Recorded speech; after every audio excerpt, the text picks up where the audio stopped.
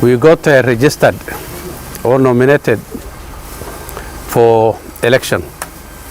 You know that as a team we have been subject of a lot of speculation, propaganda, and it has exposed my supporters to a lot of anxiety and unease. But finally we are there. All along there has been no problem.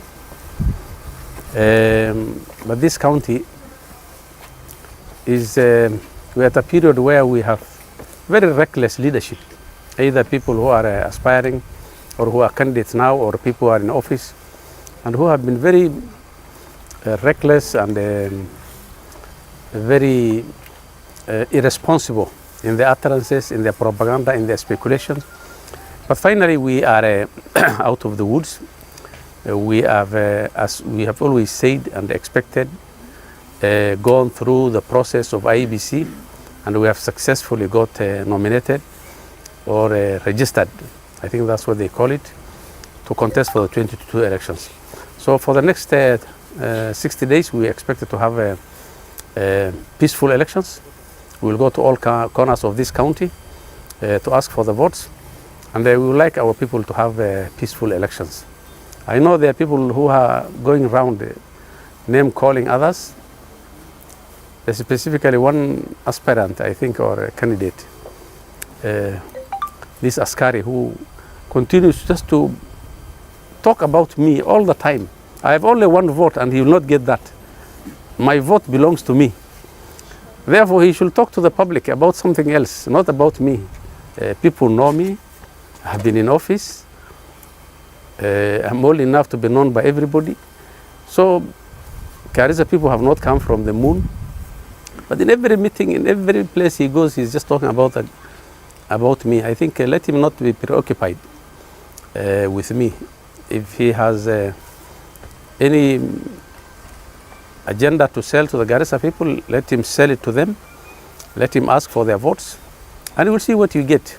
As a team, we are very confident of a landslide victory in the elections to come. We have added our numbers, inshallah.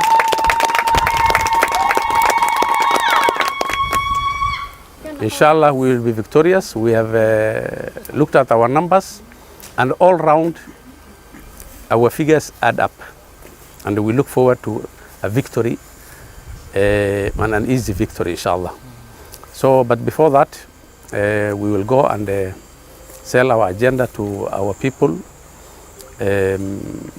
Of course, we are not the way our opponents present us. We are what we are. And our support across the board in the county will be something which you will all see. Wherever we go, there's overwhelming support. Even the most unexpected places where you think that we have no support, you are going to see the kind of support we'll get when we go there. I'm proud that we have united our people and are getting very close to getting rid of the clanism which has, I think, dominated negatively our politics here. So we'll open up so that we can unite our people, so that we can have people being elected not on clan basis but across the board by everybody on this county. And personally, I chose that path of cohesion, of communal harmony, of integration, and being together, as opposed to people fighting over nothing. And I'm happy that you people of the press have supported our agenda for the last 5 years. We look forward to working with you. We will go with you for our tours to the rural areas, and I appreciate how far we have come together.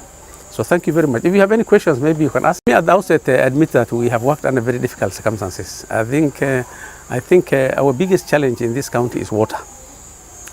But we have invested in water and drilled more than 90 boreholes. In fact, it's 16 plus 79, that is almost 95 boreholes since we came in. But there will be bigger investment people have sabotaged the support we will have gotten from the national government, because the biggest budget for water still remains with the national government. But there's a particular leader who has stood on our way to ensure that we don't get major investment, especially for Garissa's town. I got and negotiated and got 148 million shillings for investment in this town in our first year.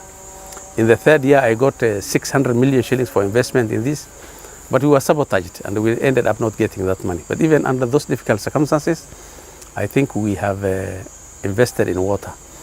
You have seen the infrastructure, the social infrastructure in this town, the markets, the roads, the regional cancer center, our county headquarters. We have done over 549 rural projects, mainly roads, over the last 5 years, mainly maintenance, not building new roads.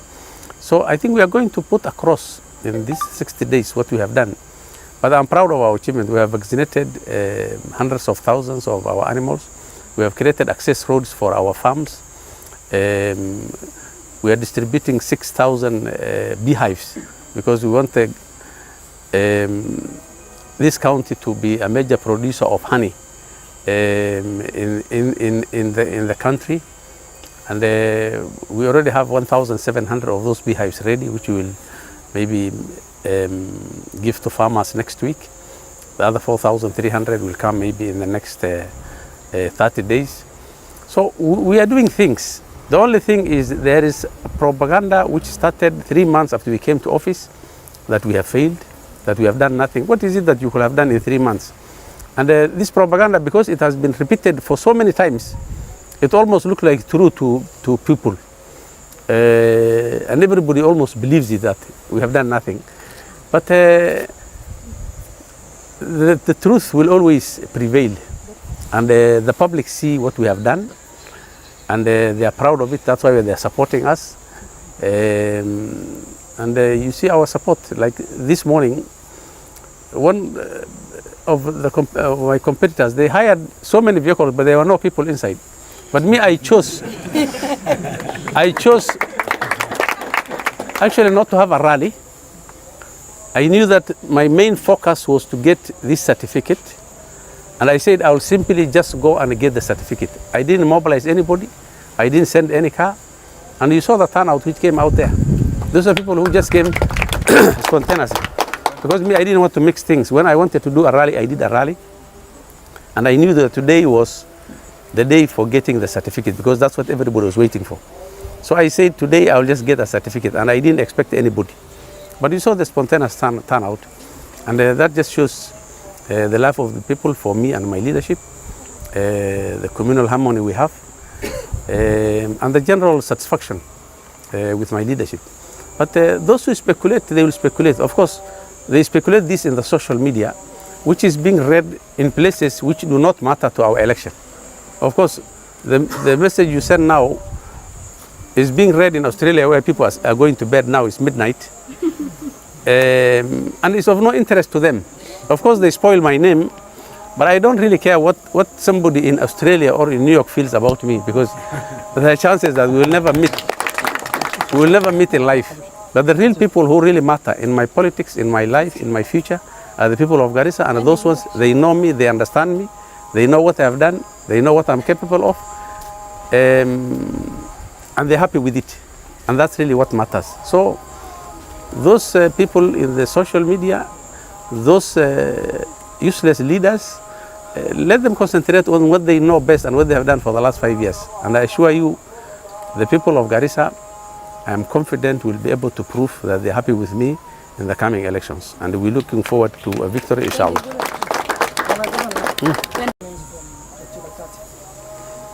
You know, people can say things, and the people can have wishful thinking. And there are certain ways. Like me, you know that I was taken to court because there's an alliance against me who have planned more than 2 years ago that I should not run.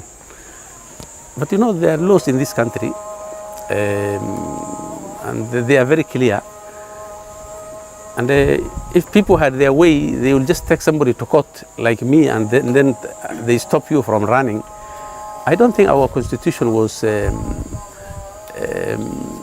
created or promulgated to really make people feel that insecure or to be that unjust.